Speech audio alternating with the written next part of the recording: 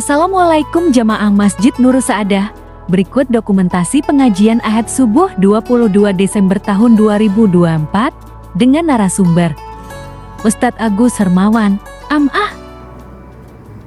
Dalam Al-Quran yang terdiri dari 30 juz, intinya ada pada surah Al-Fatihah.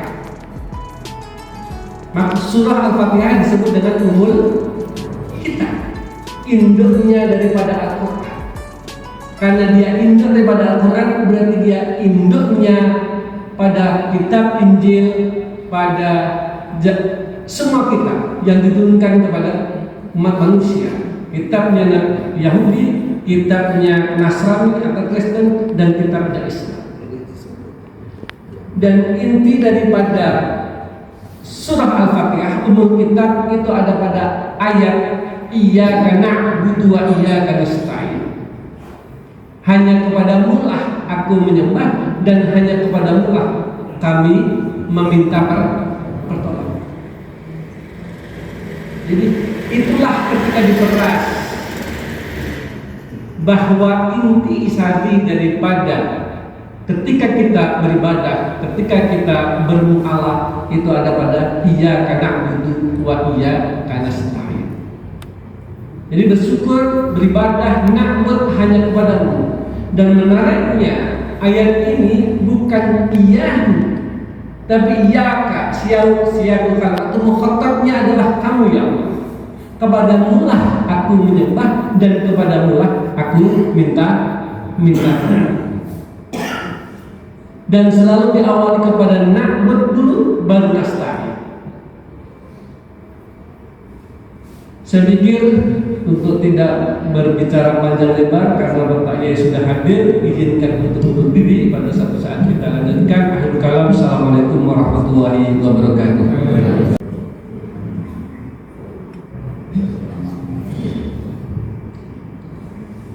Assalamualaikum warahmatullahi wabarakatuh.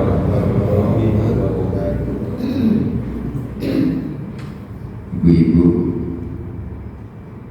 kalau dereng-dereng dijawab salamnya, WA ibu jawab salam, malu-malu.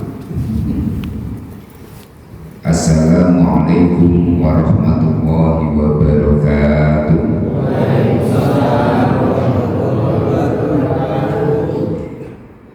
Salam niku ampuh jenengan tembi jutaan nenengan kalih mantune jenengan, kalih nagane jenengan, agar jenengan selandrai salam niku mangke mesti dijawab. Jenengan tembi jutaan nenengan kalih suamine jenengan, agar jenengan salami mesti dijawab. Cuma makin apike pada saatnya, tidak kok terus bersalam langsung apik boten. Tapi salah satu dari kelebihan salam itu adalah bagaimana hati yang keras itu akhirnya bisa menjadi lembut. Sehingga teng kampungnya kula, desa di kula itu ada kiai assalamualaikum. Setiap kali ketemu orang itu mesti salam.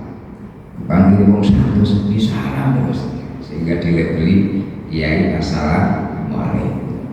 Meskipun itu betul, tetapi jadi bahan tertawaan orang. Kok orang umum kan? Hampir sidik-sidik salam gitu. Tetapi panjenengan kok sidik-sidik salam kali sanese niku mesti abot. Abot dulu jenengan mau ketemu orang terus salam itu apa? Biasa dibeli langsung geleman apa anane sing leres mboten niku. Lah saniki niku kadang sing bener dianggap ora umum. Bismillah, alhamdulillah, wassalatu wassalamu ala rasulillah wa ala alihi wa sahbihi wa mawalah, la haula wa la quwata illa billah, amma ba'd. Ashabal fadail, para romo kiai, sesepuh bini sepuh, haji sepuh, wakil khusus panjenengan Bapak Profesor Dr. Kiai Haji Kastolani PhD beserta pengurus Masjid Nur Sa'adah rahimahullah. Kula teng mriki namung nglajengaken napa ingkang sampun dipun aturaken Romo Yai Profesor Kastolani, karena saya sendiri nggak pantas untuk memberi materi karena sudah diberi intinya inti adalah beliau. Sebenarnya saya tadi pun japri kali Ustaz Bagiono, insya Allah mangke jam sekawan langkung sekawan doso, dengan harapan saya tidak terlambat. Dikatakan terlambat itu kalau sudah dimulai. Ya, ternyata Pak Ketua Takmir yang memulai, jadi ya tetap saya terlambat ya. Harapan saya kalau misalnya Pak Ketua Takmir nggak naik itu ya belum dimulai ya.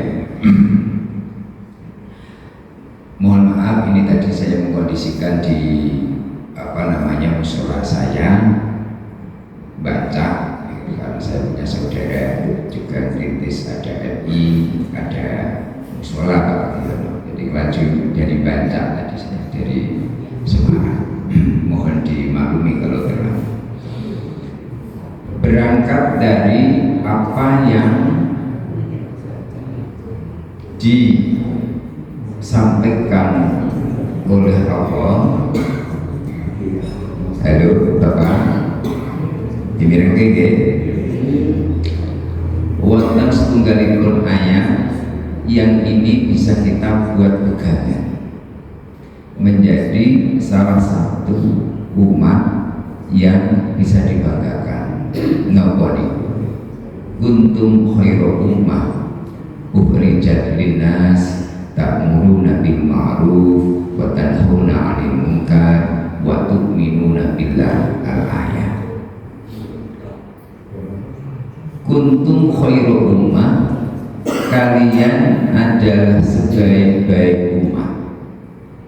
Terus niki asbabun nuzulnya sebenarnya ditujukan kepada terutama para sahabat, wabil khusus as-sabiqun al-awwal. Karena para sahabat itu dia ketaatannya luar biasa, dia duduk berdiri berperang menyertai Rasulullah sehingga sudah teruji keimanannya, dan setiap ada masalah juga langsung konfirmasi pada Rasulullah. Kalau ada kekurangan langsung diperbaiki Rasulullah, sehingga wajar itu baik. Bagaimana dengan kita yang sudah kurang lebih 14-15 abad berpisah dengan Rasulullah, tidak ketemu dengan Rasulullah, tetapi kita masih mengimani apa yang dikatakan Rasulullah? Saya kira itu juga luar biasa. Sehingga Kuntowijoyo itu memaknai ini tidak hanya tekstual saja, berhenti pada sahabat, tetapi kontekstual, seperti kita juga punya insya Allah peluang yang sama. Ini penafsirannya Mbah Kuntowijoyo. Kuntum khairu ummah, Bapak Ibu sekalian yang hadir di sini, insya Allah adalah sebaik-baik orang, sebaik-baik umat. Ukhrijat linnas, yang dikeluarkan di antara para manusia, yang diutus di antara para manusia dengan 3 hal.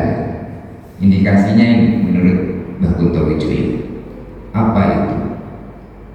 Ta'muruna bil ma'ruf, senantiasa memerintahkan, mengajak ke jalan kebaikan. Alhamdulillah, para pengurus takmir masjid adalah orang yang baik, insya Allah orang yang soleh. Kalaupun ada yang kurang baik karena dia di sistem yang baik, maka dia akan menjadi baik. Beliau mengajak selalu kepada kebaikan, sehingga orang yang hadir di masjid itu pasti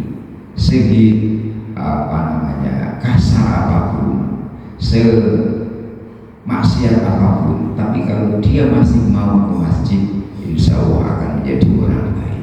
Ta'muruna bil ma'ruf, ini yang dimaknai sebagai humanisasi. Zumanisasi. Apa itu zumanisasi? Humanisasi adalah orang yang bisa memanusiakan manusia, orang yang menganggap manusia baik dan mengajak kepada orang untuk berbuat baik. Rahman Rahim, saling menyayangi, bukan menyakiti. Pokoknya yang ada adalah baik. Nah, bagaimana kita di antara tetangga, di antara keluarga, dan konteks lebih luas daripada itu, kita selalu menggelorakan sifat-sifat humanisasi ini, meskipun tidak seagama. Entah dengan non-muslim, kita juga selalu menjunjung nilai-nilai kemanusiaan. Yang kedua, selain ta'muruna bil ma'ruf, maka tanhauna 'anil munkar. Kita harus bagaimana meliberasi, membebaskan dari kungkungan jeratan orang, bebas dari omongan kita, bebas dari penderitaan, bebas dari penjajahan, bebas dari ketidakmerdekaan. Segala sesuatu yang membuat dia tidak aman, tidak nyaman, tidak terlukai. Bukankah yang disebut orang muslim, orang mukmin sejati, apabila bertetangga tidak saling menyakiti? Nah, kok tetangga ini kadang ijek dulu saudara. Wong tuane kepingin anak-anaknya kumpul biar anget jauh kasarane. Ning justru nak kumpul niku kathah bendikan. Nggih napa mboten? Sithik akeh kumpul niku do iren-irenan. Niku nggih berat. Sehingga bagaimana kita membebaskan tetangga, saudara yang ada di sekitar kita itu tidak tersakiti oleh lisan kita, oleh tangan kekuasaan kita. Wong ngeten iki mesti wong apik.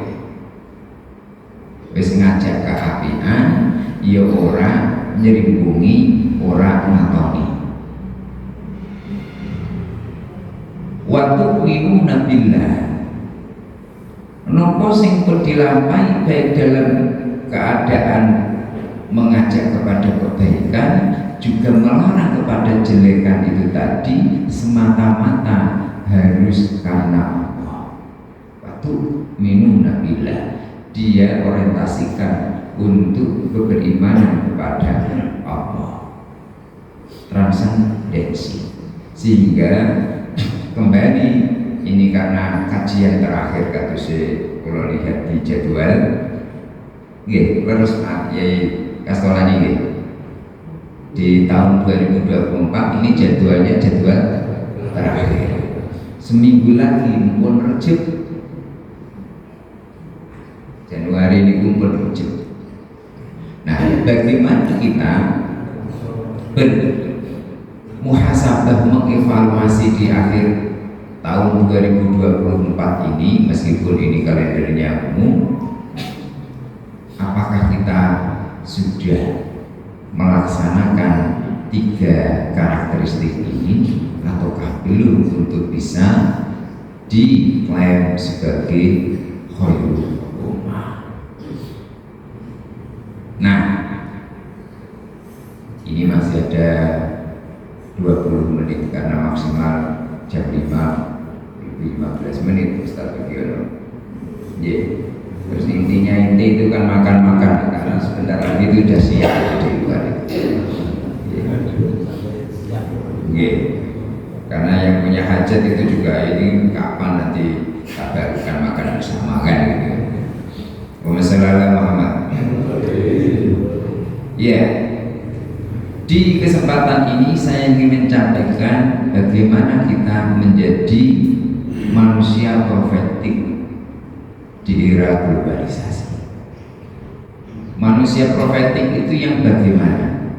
Profetik itu dari kata profet, nabi. Jadi manusia profetik adalah manusia yang mensifati sifat-sifat kenabian. Bukankah laqad kana lakum fi Rasulillahi uswatun hasanah? Idola kita itu siapa? Ya Rasulullah itu. Idola anak-anak kita, idola istri kita siapa? Ya Rasulullah itu. Jangan mencari yang lain, akan kecewa.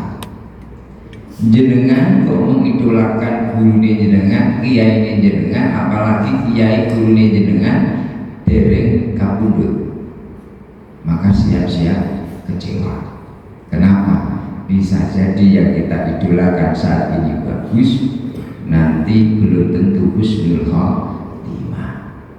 Jadi kalau mengidolakan adalah yang sudah paripurna, yang sudah selesai. Sampun kabundut, sampun wafat, itulah Rasulullah. Kalau manusia selainnya ya baik, tetapi ada sisi kelebihan, ada sisi kelemahan. Rasulullah karena maksud itu baik. Wong lanang liyane Rasulullah poligami niku mesti diklaim jelek. Tetapi Rasulullah poligami lebih daripada 7 kali tetap baik. Karena apa? Uswatun hasanah. Ya agak sensitif nih. Pramila, bagaimana biar menjadi manusia yang profetik? Kembali kepada satu, kita harus tahu diri. Min aina ila aina limada.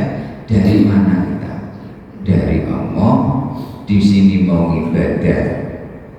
Ibadah perannya ada 2, Khalifatullah fil ard, wakil Allah di muka bumi untuk memakmurkan, mengurus bumi ini, dan sisi yang lain adalah Abdullah. Rasulullah dianggap manusia ideal karena beliau sudah bisa membuktikan menyeimbangkan peran tugas pokok fungsinya sebagai Khalifatullah, kepala pemerintahan negara Madaniyah, juga sebagai kepala rumah tangga, juga sebagai kepala negara, kepala agama, dan itu sukses semua dengan beberapa istri. Kita berbeda, ya paling tidak mendekati apa yang dicontohkan Rasulullah. Rasulullah seimbang bagaimana beliau menunaikan tugas pokok fungsinya sebagai Abdullah, yakni mumamullah, sehebat apapun presiden, gubernur, bupati, ketua takmir, dosen, embel-embel itu adalah sama di mata Allah, karena dia esensinya adalah tetap Abdullah, hamba yang harus ngumamullah. Sebab kalau dia pakai nanti embel-embelnya sultan seperti Fir'aun, dia akan lupa daratan. Esensi manusia adalah irisan dari Khalifatullah dan Abdullah. Satu sisi dia wakil Tuhan, tapi sisi yang lain dia tetap hamba yang harus berbakti, harus ngumamullah kepada bosnya, yakni Allah.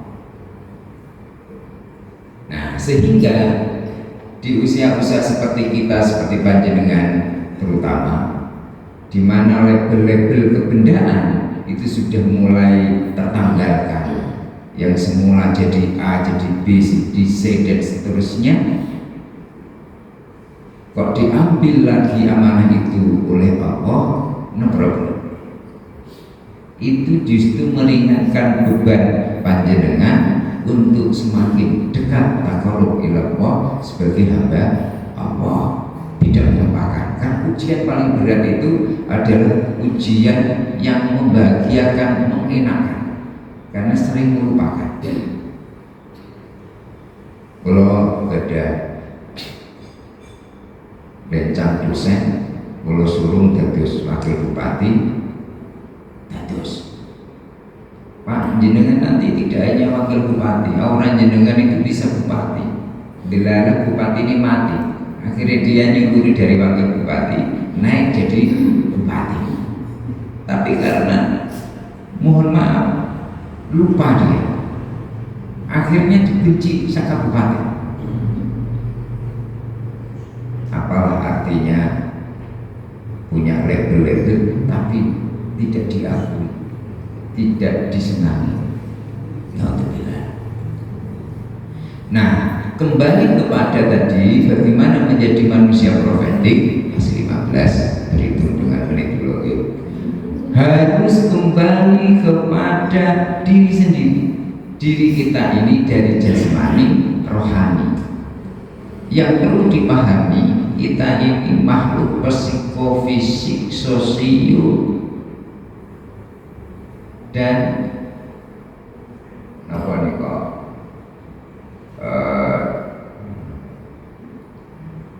spiritual.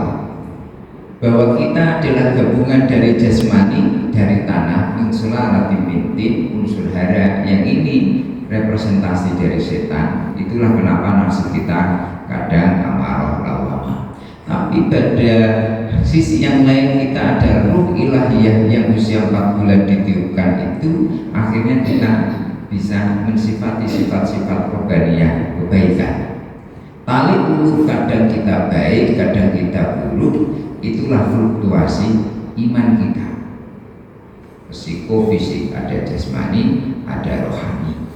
Sekarang kita tanya, jasmani kita sudah beri makan, minum, apa yang sehari-hari 4 sehat 5 sempurna.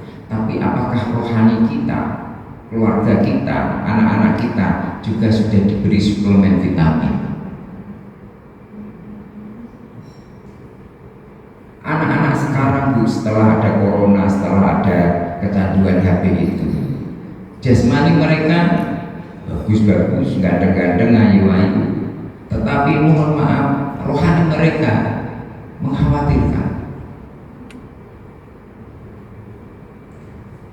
Maka harus dikasih suplemen, dikasih vitamin, makanan juga. Makanannya apa? Ya makanan rohani. Dikiran, sholat sunnah, baca Al-Quran tadi yang diatur Prof. Yai Faskolani. Apalagi khusus Al-Quran ini. Al-Quran ini Iqra'ul Quran, baca Al-Quran. Fa'innahu ya'ti yaumal qiyamah, karena sesungguhnya Al-Quran itu nanti di hari kiamat syafi'an li ashabi, dia akan datang menjadi syafaat bagi orang yang biasa membacanya. Nun sewu, apalagi jenengan lagi latihan brutal di Sumatera. Siapa yang membunuh cucu Rasulullah Husain? Yang membunuh cucu Rasulullah Husain itu orang Islam. Dan tidak hanya Islam, dia adalah seorang hafid, hafal 30 juz. Meskipun dia hafid 30 juz, tidak jaminan bahwa apa yang dia hafal itu menginternalisasi dalam dirinya, membentuk kepribadian Quran. Maka pramila kita di rumah sambil batu maghrib, batu subuh nak saged, kecuali ada kajian seperti ini, 1 ayat, 2 ayat, 3 ayat wajib di usia tua panjenengan senja harus punya Quran di rumah dan terjemahan. Baca 1 lembar gak apa-apa, itu nanti 1 bisa menjadi tambah adem, tambah tentrem, dan kita mengedukasi, menghabituasi anak keluarga kita untuk selalu berinteraksi dengan the way of life-nya orang Islam, yakni Al-Quran.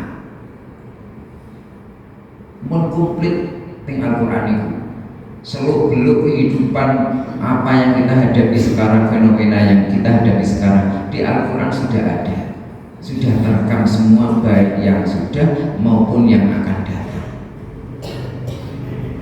Model-model seperti apa ada di masa umat terdahulu. Kita bisa belajar dari itu, dari Al-Quran. Di samping itu Al-Quran juga menjadi syifa linnas, hudan dan juga rahmat lil mu'minin, bagi orang-orang yang beriman. Terus jenengan nak sering maos Quran, putra-putra wayang maos Quran ada.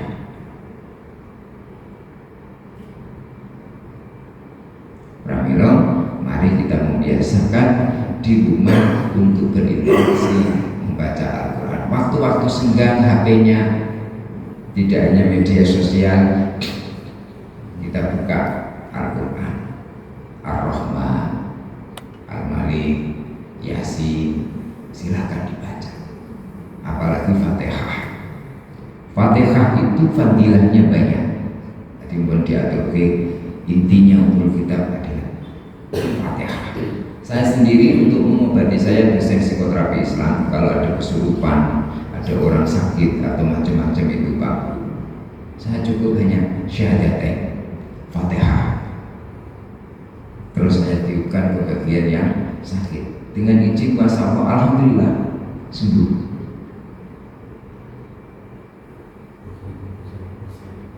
Fatihah. Tetapi Fatihah yang dibaca dengan saya, dengan yang lain itu berbeda, meskipun bacaannya sama. Yang saya maksudkan berbeda khasiatnya. Saya sudah membaca Fatihah ini setiap hari 100 kali dari tahun 2000 sampai 2024 tanpa putus. Habis subuh 30, habis zuhur 25, habis asar 20, habis maghrib 15, habis isya 10, total 100. Bukan masalah pisau iris itu kalau di tangan orang yang bertenaga dalam akan berenergi yang lebih besar. Terus mari kita punya wiridan khusus, panjenengan cari guru mursyid masing-masing. Nah, kembali kepada tadi jiwa.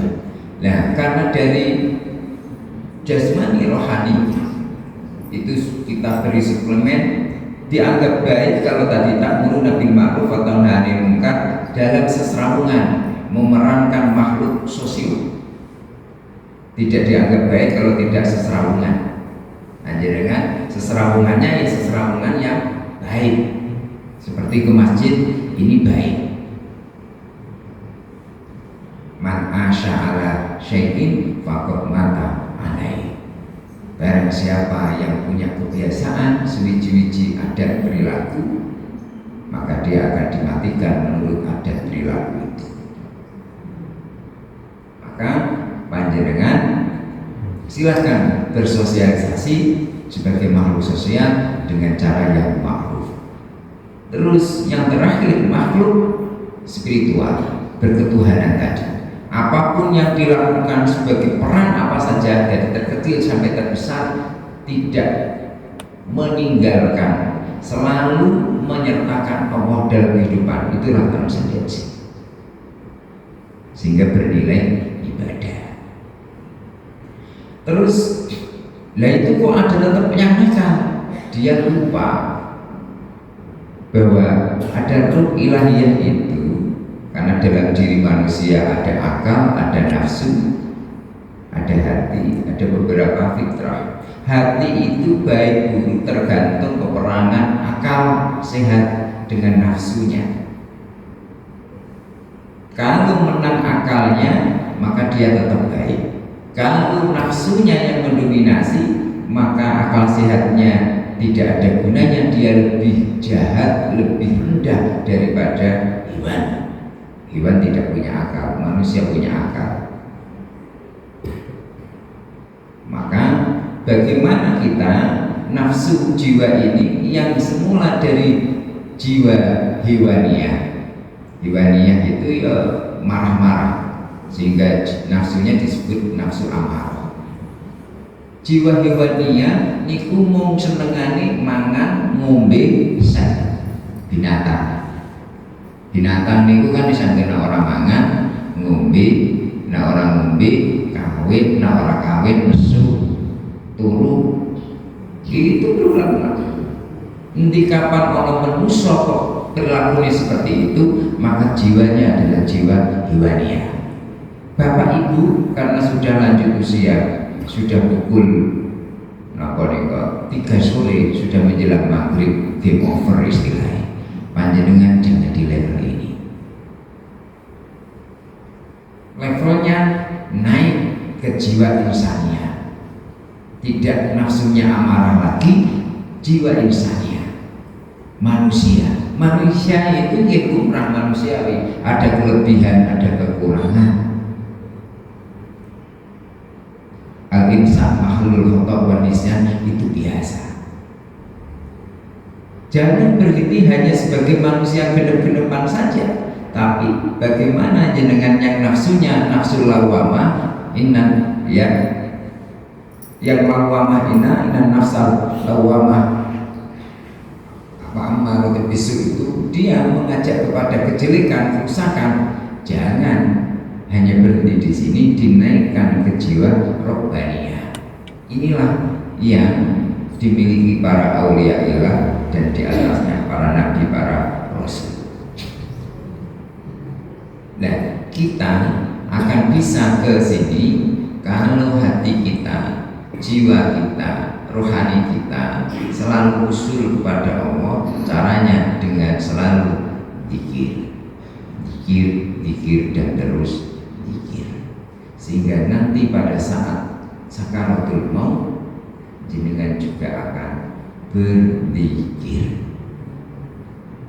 Bukankah kalau kita mau husnul khotimah yang terakhir kita sebut la ilaha illallah Muhammadur Rasulullah, itu tidak akan kita bisa ucapkan kalau kita tidak membiasakan. Ini refleks. Nah, jenengan biasanya yang dipikir disebut adalah bodoh, materi, maka yang terakhir juga nanti akan materi. Kita sudah mulai sepuh-sepuh, maka kita orientasikan motivasinya tidak yang materi, tapi kepada imateri, yakni kepada pembinaan spiritualitas, mendekatkan diri kepada Allah Subhanahu wa Ta'ala. Ini kok ikan sakit yang beraturakan, meskipun sedikit banyak niku panjenengan sudah tahu semua, saya hanya mengingatkan, meneguhkan. Bapak Ibu Saudara sekalian, sebagai bekal terakhir kita berpulang ke rahmat Allah, karena kita adalah milik Allah. Inna lillahi wa inna ilaihi raji'un. Saektosipun kita menika kagungane Allah dan pasti akan kembali kepada Allah. Walikulli ummatin ajal, fa idza jaa ajalun la yastakhiruna sa'atan wa la yastaqdimun. Kalau kita nanti sudah titi wancine ditimbali Allah, tidak bisa diawalkan atau perlu diakhirkan, karena kematian adalah sangat dekat, rahasia selalu mengintai kita. Maka mari di mana saja, kapan saja, dalam keadaan apapun juga, kita selalu ingat usul. Kalau orang-orang sufi lupa mengingat Allah, itu sebuah kemaksiatan. Maka panjenengan bagaimana sekarang sudah mulai rela rindu melepas materi sedikit demi sedikit. Materi itu ya bisa jabatan, bisa kekayaan, bisa anak-anak yang itu bisa melupakan dari kita mengingat Allah. ada yang diuji dengan pasangannya, ada yang diuji dengan mertuanya, ada yang diuji dengan anaknya, ada yang diuji dengan hartanya, ada yang diuji dengan jabatannya. Itu satu sisi harus kita sikapi dengan bijak, karena kalau kita mau kembali kepada Allah dengan tenang, jangan mempertuhan, jangan memantilnya atine materi-materi tadi, tapi kita alihkan semuanya kepada Allah. Saya kira cukup itu, semoga ada manfaat dan barokahnya. Sebagai penutup, mari kita berpikir bersama-sama. Astaghfirullah, astaghfirullah minal khotoya, astaghfirullah rabbal baraya, astaghfirullah bizidni ilman nafi'an wa wafiqni ilman nafi'an wa wafiqni amalan wa wafiqni amalan sholihan.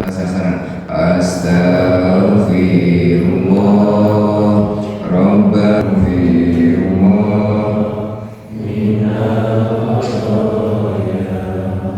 ya Allah Gusti la Gusti nyuwun pangarsani. Astaghfirullah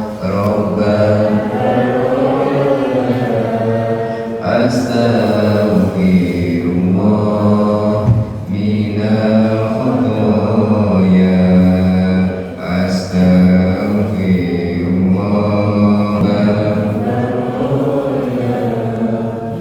astaghfirullah. Sebagai penutup doa, mari kita berdoa seraya mohon kepada Allah, semoga kita senantiasa diberikan kekuatan untuk selalu istiqomah dalam beribadah kepada Allah, dan insya Allah nanti kabulutilah rahmatillah natepi iman Islam husnul khotimah, husnul khotimah. Mari kita doakan saudara yang punya hajat, terutama pada saudara Maulana Yudi Ari Putra Sangking Bapak Ahmad Mukti Mukio dengan kesehatan, keselamatan, dan ingkang badhe niat bali wisma bangun rumah untuk meningkat, diberi kekuatan lahir batin, menjadi keluarga yang sakinah mawaddah warahmah barokah, diberi anak zuriat yang soleh solehah,